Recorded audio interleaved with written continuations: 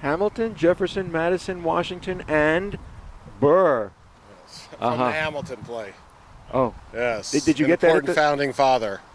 Is that the most expensive T-shirt you ever bought? That my wife bought for me. Exactly. Oh, she went? Yes. We have to appreciate our founding fathers.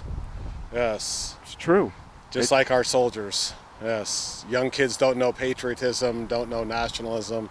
We have to focus on the positivity. There's so much negativity associated with our soldiers and our military. Are you a teacher, school teacher? No. I work in the defense business. Oh. No. So I'm part of our nation's defense. We make parts for weapons. Oh, yes. We make electrical cables for weapons. Very complex ones. Made in America. No hecho in Mexico. No made in China. Not in China. No, made in America. Uh-huh. Yes. Uh-huh. What are you filming for? We're filming for democracybroadcasting.com. Oh. Yeah. Is that from the conservative point of view or from... Well, it's from a patriotic point of view. Great. Yeah. How big is the defense... Well, first of all, what's your name? Garrett. Garrett what? Yes, Hoffman. How big is the defense industry in Southern California?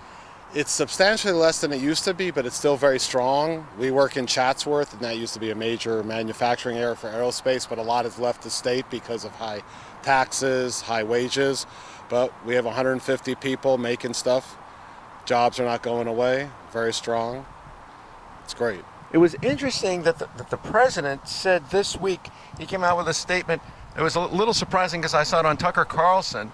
And the president made a comment about the military-industrial complex and war in Iran. How did that sit with you guys? Well, as patriotic as I am, and I love being in the defense business, we do unfortunately live in a war economy. Going back to when Eisenhower talked about the military-industrial complex, it's a big evil. You know, we push wars that lead to more weapons. Here we're selling more weapons to the Saudis. We're selling weapons to Islamic terrorist country. Going to come back to bite us. So although it's good for the defense jobs and good for our industry, it's bad for the country because we're selling weapons to these Islamic countries because they have the biggest amount of money. It's an antithesis. We're selling weapons to our enemies. But isn't the idea that if we don't sell them weapons, then they'll buy from our competition? The Saudis will buy from whoever. So it's very difficult that we're selling advanced weaponry to potential enemies. For example, we're selling Hellfire missiles to the government of Lebanon. There is no government of Lebanon. It's Hezbollah. Right. The Lebanese army are you and I. The Hezbollah are the amount of flags here. So it's ridiculous that we're giving weapons that the Iranians are going to get to look at. Because these are weapons that will be aimed used against us and Israel. Yeah. Even if they're dumber versions of the missiles, it's still a missile. And the Iranians are going to see these weapons. What do you mean the Iranians will see the weapons? Well, Hezbollah controls Lebanon. Hezbollah is funded by Iran. Yeah. So Hezbollah is going to go up to the Lebanese army, show me the missile. They're going to show it to the Iranians. They can re-engineer it. Just as if we sell F-35 aircraft to Turkey, the Russians are going to see the plane. The Iranians are going to see the plane because Turkey's in bed with the Russians and the Iranians. So it's a very difficult situation. And yes, if we don't sell it, the Russians will. But unfortunately, it promotes a lot of jobs in this country, but at what expense? Isn't that a quandary for you? I have a big problem with that. I don't want to sell weapons. I don't want my work going to be involved in something that's going to go to the Saudis. Because those can be used against, ultimately, of course, the United States Iran, and Israel. Right. Even though the Saudis and Israel have interests together countering Iran, the Saudis fund the majority of the mosque in the world, the Wahhabism. And in the United States. Well, there's no moderate or extreme Islam. There's only Islam. Yeah. There's moderate people, but there's only one Islam, which is violent.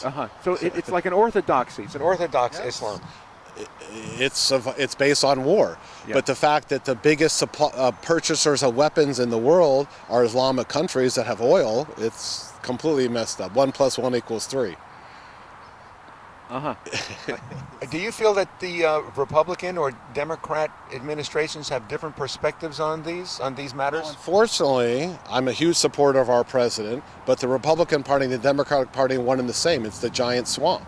The Republicans want open borders as much as the Democrats do. It's the same party. Trump is an army of one. Why would the Republicans want an open border? Labor, cheap labor. pro-business. It's antithesis of our country. The Republicans are against the Trump agenda. They're against declaring the Muslim Brotherhood a terrorist organization. They're against closing the borders, mandatory E-Verify, because that would be against business interests. But so you're saying that the Trump agenda of keeping a closed border is in America's best interest, regardless of the Republican Party line. And it's in interest of the lower class, the middle class, and the upper class. The Democratic Party used to be the party of the worker. Now it's the party of illegals. If you remember, go back to Cesar Chavez. Cesar Chavez has a great story, but no one remembers that Cesar Chavez was against the illegals. You know, he used to of course, he used to call them wetbacks because they were a threat to his farm workers that he was rightly trying to improve their working conditions. He used to send out thugs in the desert with baseball bats to beat up the illegals because he didn't want them coming to take jobs of the workers he was trying to improve their working conditions on. So oughtn't that be the position of Latinos in America today? Absolutely. People that come here legally, while the system may be messed up that it takes so long to come here legally, it's still a system, and it's not fair for people who follow the process, pay the fees, wait to come while people are coming here illegally with free legal advice, courtesy of our Mayor Garcetti, taking our tax dollars to give to illegals, free shelter. Again, more of this 1 + 1 = 3. Yeah. What do you think of Ted Lieu is being exalted here? I like that Ted Lieu is here every year supporting the military, but he is a repulsive individual. His hatred of America, his obsession with Trump it's one thing to not support the president. Okay, everyone has a right. But his obsession comes at the fact of representing his district. I don't live in his district, I live in the Valley. But he's not in favor of America. He's in favor of illegals, gender politics, race politics. Iran? Looking to empower Iran? And of course he is, because he supported the Obama agenda, the Iran nuclear deal. But again, I commend him for coming here and speaking at these Memorial Day events. But his disgusting, how he treated Candace Owens recently in that House, in that Senate or House hearing on white supremacy, how he attacked Candace Owens, and Candace Owens kicked his butt big time, him and Jerry Nadler, two repulsive individuals. Candace Owens for president. Tucker Carlson for president. That'd be a good team. Yes. Well, they must be in a tough position here, the conservatives who are patriotic, when Ted Lieu wants to come and speak and... It is very difficult, but patriotism is not a political thing. Patriotism is not about race. It's not about white, black, brown, Asian. It's not about male, female. It's about love of a country. And unfortunately, the left has turned patriotism into a curse word, just like nationalism into a curse word. So it's difficult to listen to a person like Ted Lieu, which I believe in my heart that he has respect for our soldiers, that he comes here. But it's very difficult for someone that is his hatred and wasting taxpayer time with the Trump, anti-Trump, Russia. I don't think he's doing anything for his district. He's probably welcoming the illegals, probably at the border, welcoming the people coming in. Or trying to fight the construction of a border wall. Right, of course. You know, unfortunately, all these Ninth Circuit courts that are overruling anything that Trump does are all Obama appointees. So... Is there any hope for California? I mean, in terms of the national election? We're becoming a state of Mexico. This country is under siege. California is being invaded every day by illegals, and it's ruining this great state. And it's very frustrating. But I'm born and raised in California, but I wouldn't want to leave because of the weather and my family. But how about the earthquake? We could be living in Oklahoma. We could have tornadoes. Well, Missouri get a couple of hours warning. Yes, that's true. But look at our third world infrastructure. Look at the homelessness. It's unbelievable. Typhus in City Hall downtown. I mean, this is a joke. Sounds like, comedy writers create this stuff, but this is reality.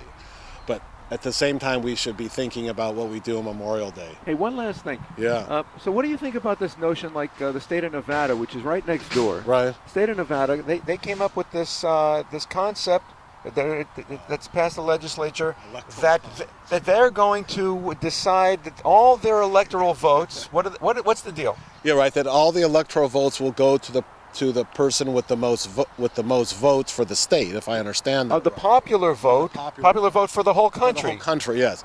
Well, I don't support that because I believe strongly in the Electoral College because, okay, of course, there's concerns that a democracy would be the bully, the majority would be a bully over the minority, which is what the Founding Fathers thought about, that we have to have some check and balances. Of course, if Hillary Clinton won the election, no one on the left would be talking about the Electoral College other than we must defend it. Well, they say that the what they call Hillary winning the popular vote in 2016 was based on California illegally registered. Of course. There's plenty of documentation. If you watch Breitbart, they cover illegals voting for a long time. It's happening all over the country at the lowest, state level, municipality level. It's a big problem, but God forbid it should ever be talked about that it's a conspiracy, it's only 2 people that voted, but it starts to add up. And especially it's a concern in California, this motor voter thing with the DMV is just a way to get a permanent leftist majority. Yes. Well, I'm glad that you're out here. Hopefully some of my logic will make it on television. Yes, God bless absolutely. America. God absolutely. bless free speech.